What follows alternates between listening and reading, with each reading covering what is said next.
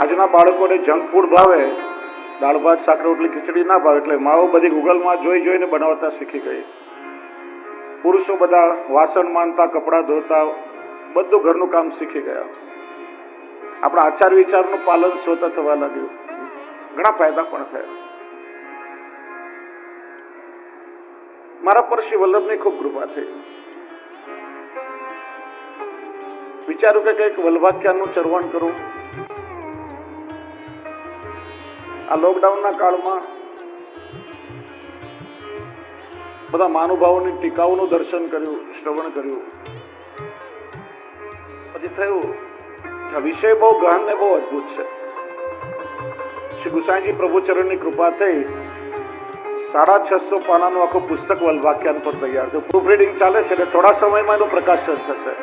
ખૂબ વિસ્તારથી એમાં સમજાવવાનો પ્રયત્ન કર્યો છે. પ્રાય 7 દિવસ કે 9 દિવસમાં સત્ર થઈ જતા હોય છે. વિચાર્યું કે નહીં, ખૂબ વિસ્તાર કરવો છે. વલ્લભાખ્યાનના એક એક શબ્દને વૈષ્ણવ સમજી શકે ઊંડાણપૂર્વક. એટલે મનમાં મનોરથ થયો કે 3 આખ્યાનના 3 સત્ર જો આપણે લઈએ તો શ્રી વલ્લભની કૃપાથી ખૂબ સારી રીતે ઊંડાણપૂર્વક વૈષ્ણવ સમજી શકે. તમારે મુંબઈ કાંદિવલીમાં 3 સત્રમાં વલ્લભાખ્યાન સંપન્ન થયું. ત્યાર પછી આ પ્રથમ સત્ર 1 થી 3 આખ્યાન અમરેલીમાં થયું, અમદાવાદમાં થયું અને સુરતના વૈષ્ણવને લાભ મળવાથી જઈ રહ્યો છે. કે છે નામ તો વર્ષમાં 6 ઋતુઓ બદલાય, દર 2 મહિને એક ઋતુ બદલાય. પ્રત્યેક વૈષ્ણવના જીવનમાં 3 ઋતુઓ અવશ્ય આવે છે: ગ્રીષ્મ, વર્ષા અને વસંત. ગ્રીષ્મ ઋતુ આવે, વૃક્ષો બધા સુકાઈ જાય, પાનખરમાં પાંદડા ખરી જાય. પછી વર્ષા ઋતુ આવે એટલે વૃક્ષમાં લીલી કુપળો ફૂટે, વૃક્ષ હરુભર્યું થાય. અને વસંત ઋતુ આવે એટલે વૃક્ષમાં પુષ્પો ખીલે, ફળ આવે, એ વૃક્ષ પુષ્પિત અને પલ્લવિત બને. એમ વૈષ્ણવના જીવનમાં ગ્રીષ્મ ઋતુ આવે ત્યારે વૈષ્ણવ સંસારના તાપમાં તપે. પાનખર ઋતુ આવે, આકંઠ લૌકિક કાર્યોમાં ને લૌકિક વ્યવહારમાં ડૂબી જાય. સુરદાસજીની ભાષામાં કહીએ તો આજ કામ કાલ કામ પરસોं કામ કરનો और काम ही में પછી મરનો. એ પાનખરમાં વૈષ્ણવ નિરાધાર બને, અસહાય બને. ચારે બાજુ લૌકિક સુખ શોધવા માટે ભટક્યા કરે, પણ એને ખબર નથી કે સાચું સુખ શેમાં છે. સાચું સુખ એ મનની શાંતિમાં છે. અને શાંતિ જગતમાં તમને ક્યાંય નહીં મળે. ભગવાને સ્વયં અર્જુનને આજ્ઞા કરી, તમેવ શરણમ ગચ્છ સર્વભાવેન ભારત તત્પ્રસાદાત પરમ શાંતિ. એ અર્જુન, તું મારા શરણમાં આવો, ત્યાં તને શાંતિ ને સાચા સુખનો અનુભવ થશે. પ્રભુના ચરણ અને શરણ સિવાય જગતમાં સુખ કે શાંતિ નહીં મળે. પણ જીવને પ્રભુના શરણમાં પહોંચાડે કોણ? આપણે પોતાના પ્રયત્નથી ત્યાં પહોંચી શકીએ એટલું સરળ નથી. શ્રી વલ્લભની કૃપા થાય. શ્રી વલ્લભની કૃપાથી જીવને બ્રહ્મ સંબંધ થાય, કે જીવને સેવાનો અધિકાર મળે. જીવ પ્રભુની સન્મુખ થાય ત્યારે સમજવાનું કે હવે વૈષ્ણવના જીવનમાં વર્ષા ઋતુ આવી છે. જીવને સત્સંગ મળે, ભાવનું પોષણ થાય, પ્રભુના રંગે રંગાય. સમજો કે જીવનમાં હવે ભક્તિની કુપળો ફૂટી રહી છે. એ ભક્તિની લીલી કુપળોથી જીવન આચ્છાદિત થયું, વૃક્ષ હર્યુભર્યું થયું. પણ વૃક્ષમાં કેવલ પાંદડાઓ આવે એ પૂર્ણતા નથી. પછી વસંત ઋતુ આવે, પુષ્પો ખીલે, ફળ લાગે,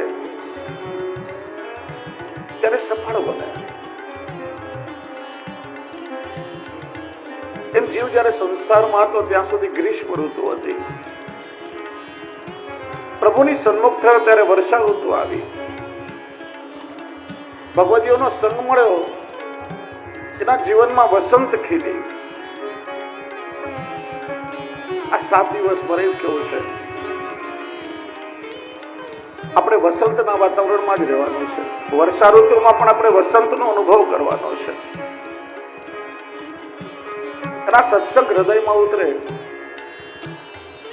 ઠાકોરજી સેવ્ય સ્વરૂપે તમારા ઘરે પધારે ત્યારે માનો કે હવે ફળ ઉગ્યું છે, તમારું જીવન સફળ થયું છે. શ્રી વલ્લભ અને શ્રી વિઠ્ઠલના ગુણગાન ગાવા માટે આપણે સત્સંગમાં આવ્યા છીએ.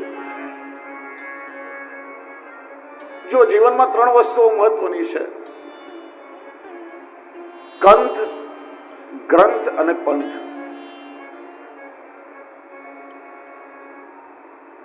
આપણા ગ્રંથ સ્વયં શ્રી વલ્લભ છે. પંથ એ શ્રી વલ્લભે પ્રગટ કરેલો પુષ્ટિ માર્ગ છે. અને આપણો ગ્રંથ એ વલ્ભાખ્યાન છે. વલ્ભાખ્યાન કે જેમાં શ્રી વલ્લભનું સ્વરૂપ, શ્રી વલ્લભની લીલા, શ્રી વલ્લભનું જીવન ચરિત્ર, જેના માધ્યમથી શ્રી વલ્લભનો પરિચય આપણને મળે, એ વલ્ભાખ્યાન. પ્રશ્ન થાય કે શ્રી વલ્લભની ગાથાનું જીવનમાં આપણે શા માટે શ્રવણ કરવાનું? આ વલ્લભના ગુણગાન શા માટે સાંભળવા જોઈએ? ગુજરાતીમાં કહેવત છે ને કે લાલો લાભ વગર ના લોટે. કોઈ કામ કરતા પહેલા આપણે વિચાર કરીએ કે આમાં લાભ શું મળશે. જીવનો સ્વભાવ છે, જ્યાં સ્વાર્થ હોય ત્યાં મારું શું, અને સ્વાર્થ ન હોય તો કે મારે શું. આ જીવનો સ્વભાવ છે. પહેલો પ્રશ્ન થાય, વલ્ભાખ્યાનનું શ્રવણ કરીને આપણને શું મળશે? આપણે શ્રી મહાપ્રભુજીનું ગુણગાન શા માટે કરવું જોઈએ? તો જેમ દયારામભાઈ કહે છે ને, જેના પર વાલ વ્રજપતિને ઘણું આવે અને એના મુખે શ્રી વલ્લભ નામ આવે. જે જીવ ઉપર ઠાકોરજીને ખૂબ વાલ થાય, જેના ઉપર ઠાકોરજી પ્રસન્ન થાય, પ્રભુ વિચારે કે આ જીવને મારે શું આપવું છે. આ એવો જીવ છે કે જેના પર મને વરસવાનું મન થઈ રહ્યું છે. મારી કૃપાના બધા કળશો ઢોળવાનું મને મન થઈ રહ્યું છે. પ્રભુની ઈચ્છા થાય કે આ જીવને રોમ રોમ અમારી કૃપાથી ભીંજવું. જેના પર વાહન વ્રજપતિને ઘણું આવે ત્યારે એના મુખે શ્રી વલ્લભ નામ આવે.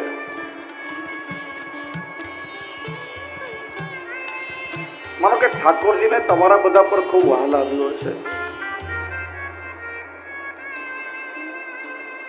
પ્રભુને તમારા સૌના ઉપર કૃપાના કળશો ઢોળવાનું મન થયું હશે, અને એટલા માટે આ અલૌકિક શ્રી વલ્ભાખ્યાનનું શ્રવણ કરવા તમે આવી શક્યા છો. જો એક વ્યવસ્થા માટે ઓનલાઈન પણ આ સત્સંગનું ઘરમાં બેસીને દર્શન કરી શકો, અને વાલમ ટીવી ને સ્વરશ્રી ટીવીના એ ચેનલના માધ્યમથી પણ ઘરમાં લાઈવ પ્રસારણ થઈ રહ્યું છે. લોકો વિચારે આ વરસાદમાં અહીંયા સુધી શા માટે જવું, ભીંજાવા માટે? ઘરમાં બેસીને લાભ મળી રહ્યો છે, વ્રજવિલાસ હવેલી સુધી શા માટે જવું? પણ એક વાત કહું તમને,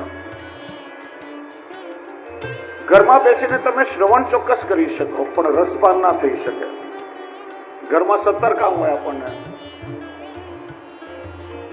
માંડ માંડ જે ચિત્ત પરોયું હોય ત્યારે કામ યાદ આવે ને ઉભા થઈને જવું પડે.